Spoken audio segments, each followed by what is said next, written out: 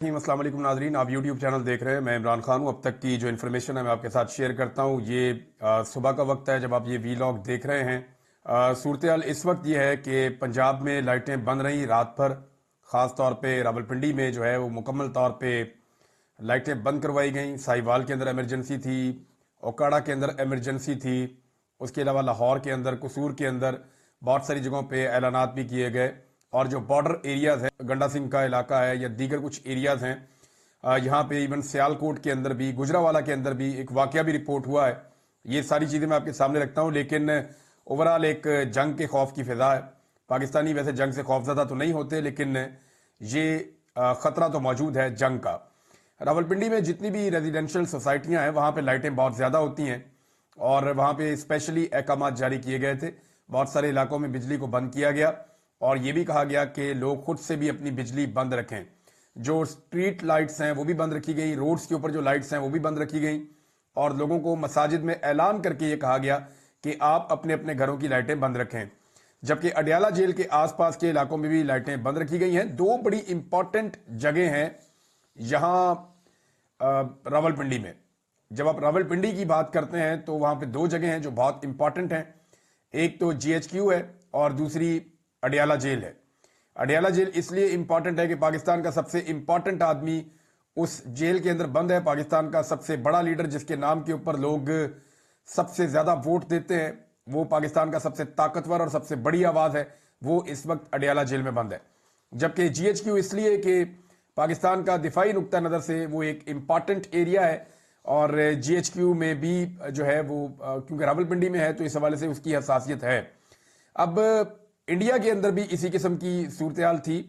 India में जो है वो अमृतसर के इलाके से रिपोर्ट हुआ कि पूरे अमृतसर में एक ब्लैकआउट था।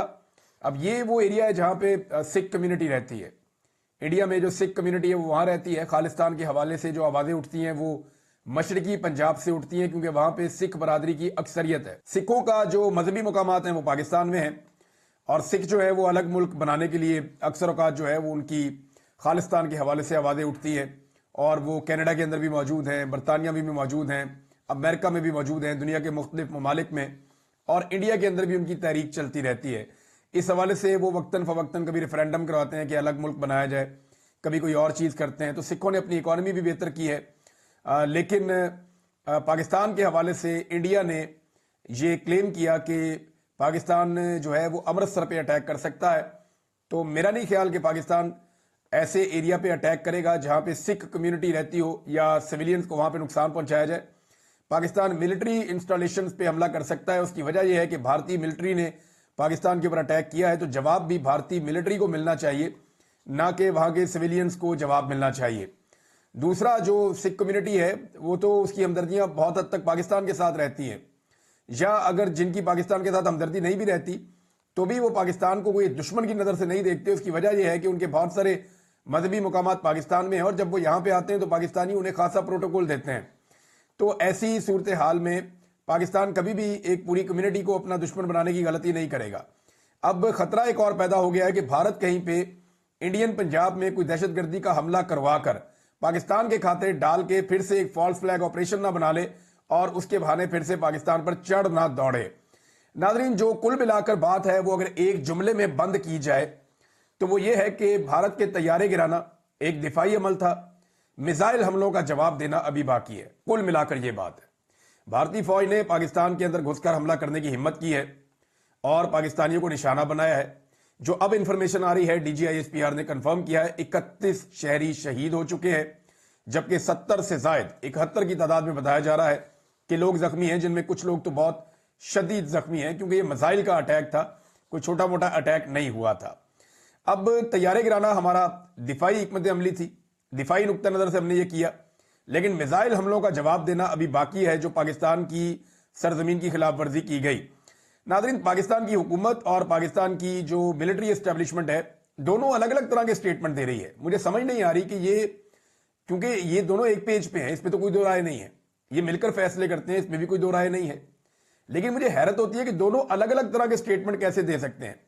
ऐसा लगता है कि मिलिट्री एस्टेब्लिशमेंट सियासी क़यादत से कोई और स्टेटमेंट दिलवाती है, फिर चेक करती है कि पब्लिक का रिएक्शन क्या आ रहा है और उस बुनियाद के ऊपर फिर वो अपना रिएक्शन देते हैं। जैसा कि राणा सनाउल्लाह साहब ने बड़ा क्लियरली ये कहा और उनका ये स्टेटमेंट पूरे पाकिस्तान में रिपोर्ट हुआ है, और मुझे कुछ लोगों ने ये गिला भी किया कि आपने स्टेटमेंट के ऊपर एक ट्वीट कर दिया। मैंने कहा जी मैं क्यों ना करूं, राणा सनाउल्लाह साहब ने बात ही ऐसी की है। राणा साहब ने कहा कि जनाब बस लड़ाई खत्म, हमने ले लिया जो हमने बदला करना था, अब अगर इंडिया कुछ नहीं करेगा तो हम भी कुछ नहीं करेंगे। भाई उन्होंने आपके यहां पे लाशें गिरा दी हैं, उन्होंने मसाजिद शहीद कर दी हैं, उन्होंने पाकिस्तान के अंदर आम निहत्ते शहरियों का खून बहा दिया है, और आप कह रहे हैं कि जनाब ये तो सरेंडर है एक तरह का। ख्वाजा आसिफ ने भी भारतीय मीडिया से, इंटरनेशनल मीडिया से बात करते हुए ऐसी ही बात की है। और इसके अलावा ख्वाजा आसिफ ने एक बोंगी और मार दी थी कि हमने बहुत सारे भारतीय फौजी जो है उन्हें पकड़ लिया। ना सिर्फ ख्वाजा आसिफ ने खुद ये जुमला कहा कि हमने जो भारतीय फौजी है उन्हें कैदी बना लिया है, बल्कि उन्होंने कुछ टाउट्स को भी ये जुमला बता दिया। अब मामला यह है कि पाकिस्तान में सहाफत का मेयार भी इतना गिर गया है कि जो चीजें रिपोर्ट हुई मैं आपको बताऊं तो आप सर पकड़ के बैठ जाएंगे। यानी ये सब कुछ पाकिस्तान के मीडिया में रिपोर्ट हुआ है कि सियालकोट से पाकिस्तान का बहुत बड़ा इलाका पाकिस्तान ने भारत का फतह कर लिया है। लाइन ऑफ कंट्रोल पे 120 से ज्यादा चेक पोस्टें पाकिस्तान ने फतह कर ली हैं, जबकि वो उन्होंने ये भी कहा कि जब चाहे कश्मीर का बड़ा हिस्सा हम आजाद करवा सकते हैं। दर्जनों भारतीय फौजी जंगी कैदी बनाए जा चुके हैं। ये आप अंदाजा करें कि इस किस्म की खबरें जो है वो टाउट्स चला रहे थे, ये सारी बाउंस हुई हैं। और ये खबरें किसने दी है? ख्वाजा आसिफ ने दी हैं, क्योंकि कैदी बनाने की बात भी ख्वाजा आसिफ ने की थी, ये बहुत बड़ी तादाद में तैयारे गिराने की बात भी ख्वाजा आसिफ ने की थी। अब ख्वाजा आसिफ साहब को बिठाया गया इंटरनेशनल मीडिया पे और उनका एक इंटरव्यू हुआ CNN पे। अब ख्वाजा साहब जो है वो मुंह उठा के किसी भी इंटरनेशनल टीवी चैनल पे चले जाते हैं।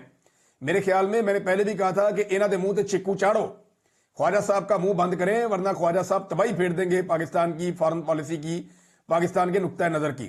एक इंडिया का वजीर दिफा है, इंतहाई जीरक और समझदार आदमी है, कोई आप उसके मुंह से गैर जरूरी बात नहीं सुनते। एक हमारा वजीर दिफा है, इसका मुंह ही बंद नहीं होता, कभी एक धमकी, कभी एक चीज, कभी एटमी धमकी, कभी ये कभी वो। पाकिस्तान भाई एक जिम्मेदार रियासत है, एक ऐसे गैर जिम्मेदार और लाउबाली शख्स को उठाकर पाकिस्तान का वजीर दिफा बना दिया है, जिसे इस वक्त यह अंदाजा नहीं कि जंगी माहौल में क्या कहना है और क्या नहीं कहना। अब इंटरनेशनल मीडिया ने उससे जब पूछा ख्वाजा आसिफ से कि ख्वाजा साहब बताइए कि आपने ये क्लेम किया कि आपने 5 तैयारे भारत के मार गिराए, अब बताएं आपने कहां से मार गिराए और आपके पास क्या सबूत है? तो ख्वाजा साहब कहते हैं जनाब सोशल मीडिया पे मैंने देखा। यानी पाकिस्तान का और भारत का सोशल मीडिया जो है वो क्योंकि ये खबरें दे रहा था तो इसलिए मैंने भी दे दी। ये आपका डिफेंस मिनिस्टर कह रहा है। आप अंदाजा करें इस आदमी के इंटेलेक्ट लेवल का कि आपका वजीर दिफा ये कह रहा है CNN के ऊपर बैठ के, जो दुनिया का टॉप का न्यूज चैनल है, कि जनाब मुझे सोशल मीडिया से पता चला कि कोई इंडियन तैयारे गिरे हैं। मुझे क्या पता कैसे गिरे, यानी कुछ शवाहिद नहीं दे रहा, कोई सबूत नहीं दे रहा। भाई आप इसके 100 जवाब और दे सकते थे। आप ये दे सकते थे कि भाई इंडियन टेरिटरी के हमने अंदर गिराए हैं, हमारे पास बाकायदा सिस्टम है जिससे हमने चेक कर लिए हैं, हमें बिल्कुल पता है अब जिनके तैयारे गिरे हैं आप उनसे कंफर्म करें कि तैयारे गिरे हैं। और वो मीडिया रिपोर्ट्स और चीजें सामने रखता, वो सोशल मीडिया का कह रहा है जी कि जनाब सोशल मीडिया ने कहा, और बाद में जान छुड़ाने के लिए मीडिया पे भी डाल रहा है। तो ये पाकिस्तान का वजीर दिफा, और मैं हैरान होता हूं कि इतना नॉन सीरियस आदमी के मीम्स, मुख्तलिफ किस्म की मीम्स, एक में दिखा रहे थे नरेंद्र मोदी साइकिल चला रहा है। Give your business the best address online with GoDaddy's range of domain names. Choose from. और उसके पीछे जो है वो जहाजों का मलबा पड़ा हुआ है, और लिख रहे हैं जनाब कि ये बेचने के लिए जा रहा है उधर नरेंद्र मोदी बिलालगंज में जहाजों का मलबा। अंदाजा करें ये वजीर दिफा है, ये संजीदगी का आलम है। और भाई पाकिस्तान में कैसी बेशर्मी है आपकी कि पाकिस्तान में 31 लाशें गिरी हैं पाकिस्तानियों की, 31 पाकिस्तानी शहीद किए हैं भारत ने, और आप वहां पे मीम्स बना रहे हैं। एक और मीम्स बनाया जनाब, वो भी चलाया ख्वाजा आसिफ साहब ने। मुझे तो हैरत होती है कि इस शख्स को वजीर दिफा बनाने वालों की अपनी दिमागी सलाहियत क्या है कि उन्होंने उठाकर इसको अपना बॉस बना लिया। यानी एक ऐसे आदमी को अपना बॉस बना लिया, इससे तो उनकी अपनी दिमागी हालत का मुझे शक हो रहा है कि पता नहीं उनकी क्या सूरत हाल है कि ऐसे अजीबो गरीब आदमी को, ऐसे नौसरबाज को उठा के उन्होंने अपना वजीर दिफा बना लिया। मैं तो हैरान हो रहा हूं, और सोशल मीडिया के ऊपर डाल दिया जनाब कि वहां पे मुझे पता चला कि तैयारे कैसे तबाह हुए, और बाद में जनाब मीडिया पे डाल दिया। अब पाकिस्तान का वजीर आज़म है, यहां एक से बढ़ के एक है, वो कौम को मुबारकबादें दे रहे हैं। वो कह रहे हैं जी कि चांदनी रात बना दी, अंधेरी रात को पाकिस्तान ने, इंडियन तैयारों पे हमले करके, और कौम को बार बार 3 दफा मुबारकबाद दी। मैं हैरान होता हूं कि ये आपके डैम्स के ऊपर दुश्मन जो है वो अटैक करके गया है। 9 मकामात पे उसने 24 मिसाइल उसने दागे हैं। आपकी बहुत सारी मसाजिद जो है वो शहीद कर दी हैं। 31 शहरी शहीद हैं, 71 जो है वो अभी तक की इत्तला के मुताबिक जख्मी हैं। और पहले आपने कहा जी हम बदला लेंगे। जब नेशनल सिक्योरिटी कमेटी की मीटिंग होती है तो वहां पे ये कहते हैं जी हम बदला लेंगे, हमने लेना है बदला इंडिया से, और उसके लिए हमने फुल इख्तियारात दे दिए फौज को। और बाद में कहते हैं जनाब हमने ले लिया बदला, हो गया काम, सब ठीक हो गया, कौम को बहुत मुबारकबाद हो। आप कौम को बेवकूफ समझते हैं। कौम को पता है कि आप पे अमेरिका से दबाव आया है। अमेरिकन दबाव आने के बाद ऐसा लगता है कि पाकिस्तान की पॉलिसी बदली है। पाकिस्तान इसका बदला लेना चाहता था, लेकिन जब लड़ाई चल रही थी उस वक्त अमेरिकन दबाव के ऊपर ये लड़ाई ऐसा लगता है कि रुक गई है।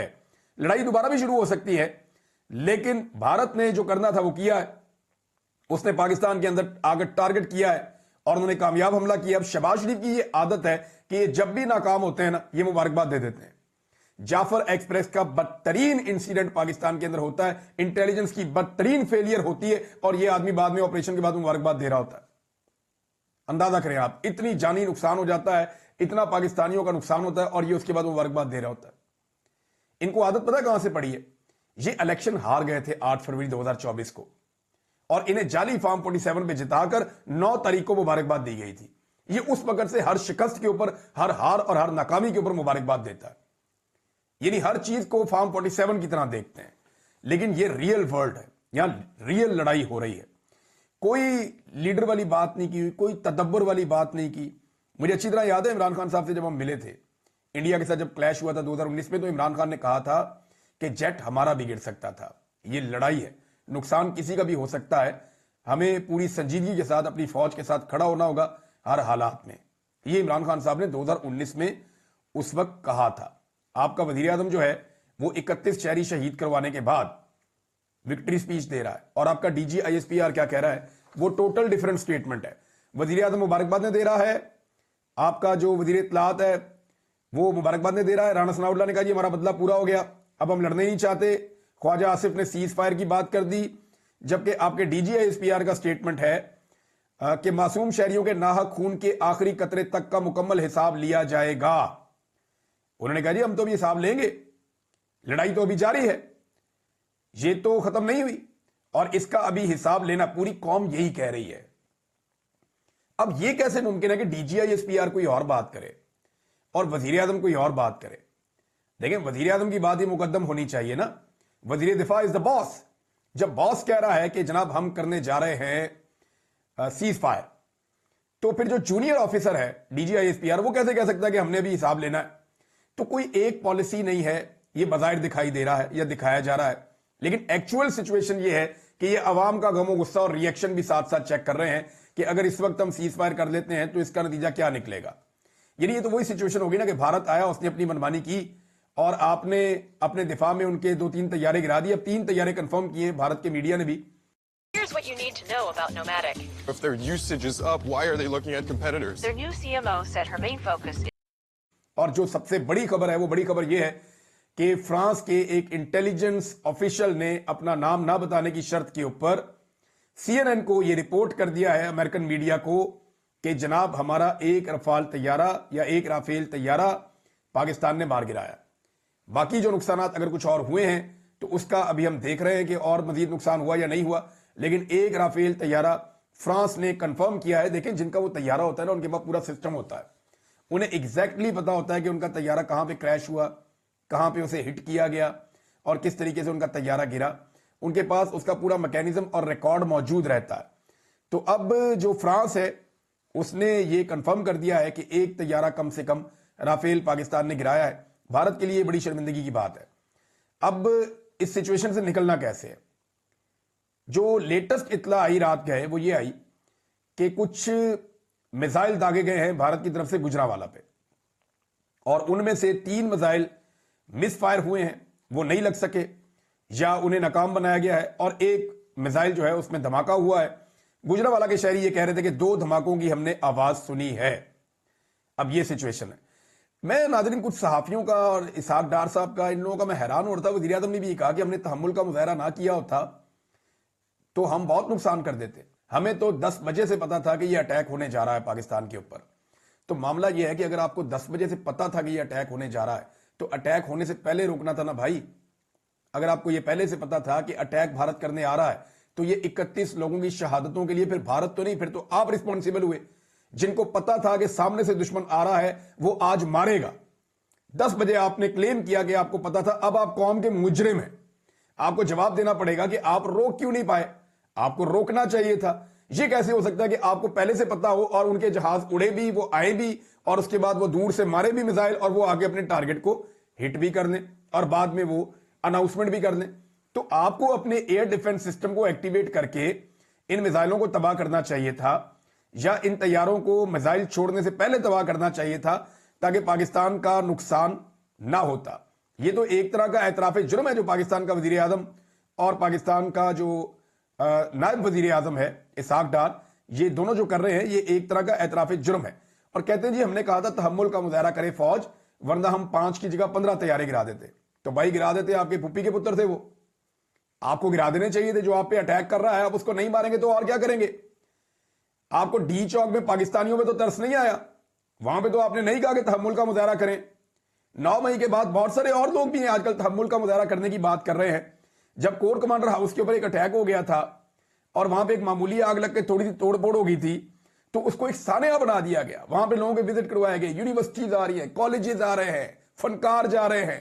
لوگ وہاں پہ روتے تھے، بلک بلک کے روتے تھے، اپنی ویڈیوز بناتے تھے، منہ سے جھاگ نکلتی تھی اینکرز کے، بہت غصے میں رہتے تھے. کئی دانشور ایسے تھے جو تتے توے پہ بیٹھے ہوئے تھے، اچھل اچھل کے پاکستان تحریک انصاف کے لتے لیتے تھے. آج وہ سارے جو ہے وہ تحمل کا درس دے رہے ہیں. کیوں؟ سامنے والے کے پاس بندوق ہے اس لیے. بھئی آج سامنے والے کے ساتھ آپ کا مقابلہ ہے اور برابر کا ٹکر کا مقابلہ ہے تو یہاں پہ پورا مقابلہ کرنا چاہیے. جو غصہ پاکستان تحریک انصاف کے خلاف دکھایا گیا ہے اس کا کچھ حصہ جو ہے وہ انڈیا کے خلاف ضرور دکھایا جانا چاہیے. D G I S P R نے کہا کہ خون کے ایک ایک قطرے کا حساب لیں گے، ناحق خون کے ایک آخری قطرے تک کا حساب لیں گے. تو میں امید کرتا ہوں کہ یہ حساب لیا جائے گا.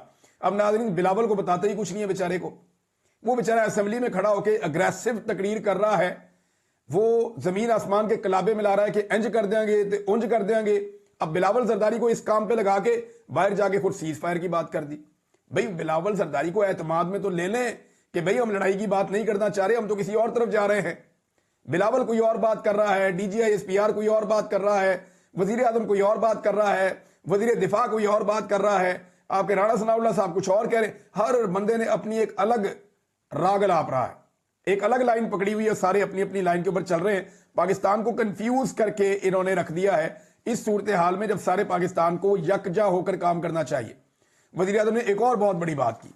وزیر اعظم نے عمران خان صاحب سے کہا، پی ٹی آئی سے کہا جناب میں دعوت دیتا ہوں آؤ سارے اکٹھے ہو جاتے ہیں. یعنی پی ٹی آئی سے کہتا ہوں کہ آئیں پاکستان کے لیے اکٹھے ہو جائیں، ملک کو عظیم بنائیں. وقت ایک دوسرے پر تنقید کا نہیں، یکجہتی کا ہے.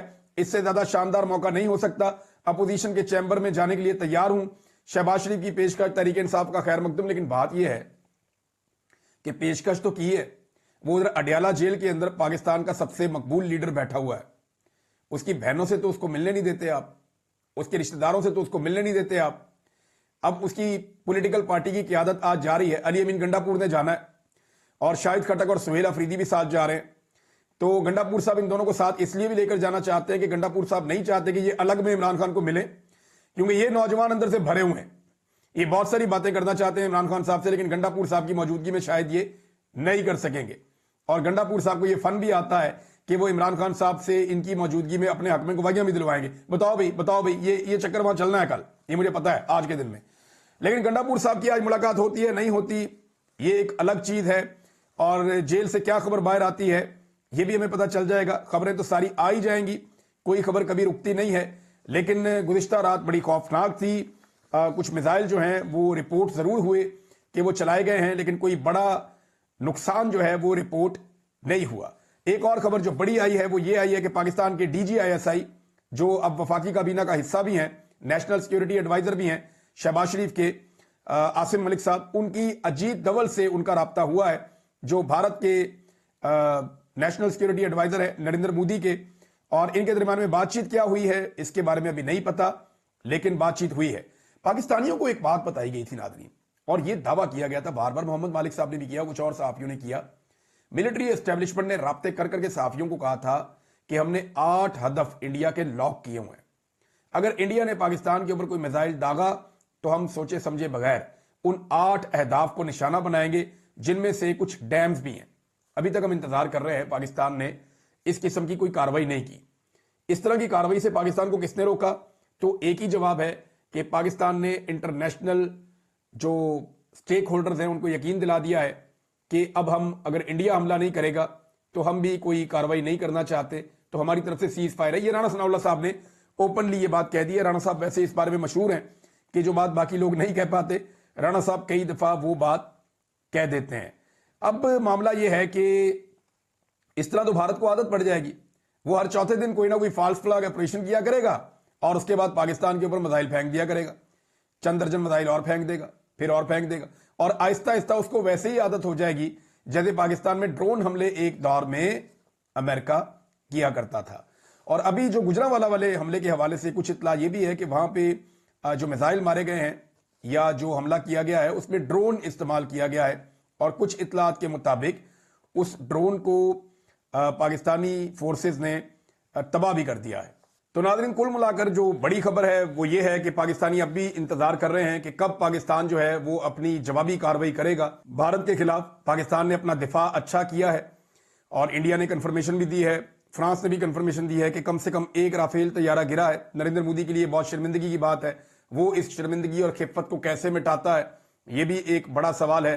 لیکن ہمارے پاس جو سب سے بڑا سوال پاکستان میں ہے کہ پاکستان جوابی کارروائی کب کرے گا، اور وہ جو 8 جگہوں پہ پاکستان نے کہا تھا کہ ہم نے نشانہ بنانا ہے اور جو پانی ہمارے روکے گئے ہیں ان کو ہم نے کھولنا ہے، اس حوالے سے پاکستان کب ایکٹیویٹی کرتا ہے۔ اب تک اتنی، اپنا خیال رکھیے گا، اپنے اس چینل کا بھی۔ اللہ حافظ۔ Welcome, Cristiano. Both Binance and yourself have been quick to adapt to